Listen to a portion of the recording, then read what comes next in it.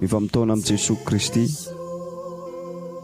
anio fahatelopolon'ny volana jolay.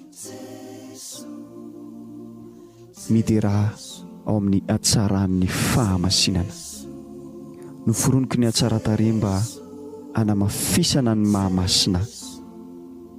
Ilay raozy anakiray mahafinaritra, ilay filetehan'ny masoandro mamirapiratra, ny asoan-dranomasina noforonony ireny rehetra ireny mba hanambara amin'izao tontolo izao.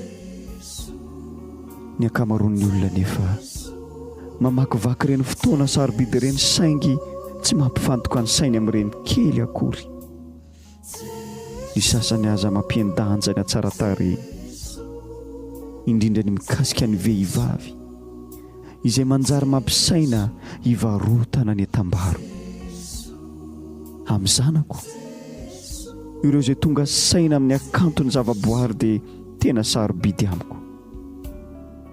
Io fahatohinam-po io dia mahatonga azy ireo mora mandray ny fahamasina ny fanatrehako. Alohan'ny alalàna ho atanteraka dia nakafizinao ny hatsaram-panahin'ny zavaboary noforoniko. Fanomezana mitaky fandraisana andraikitra io dia ny fanambarana sy ny fitoriana ny voninahitra amin'izao tontolo izao. Eniky ny hatsaran-tarehiko mampitolagaga sy ny voninahitra ny tany. Salamo 5:20 ny 2:10.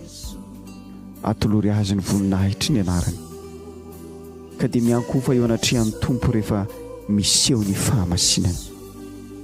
Isaia 5:9 ny 9:7. Ary ny antso mafy ireo ka ny famaly hoe masina, masina, masina ny tompon'izao rehetra izao, feno ny voninahiny ny tany manontolo. Amen.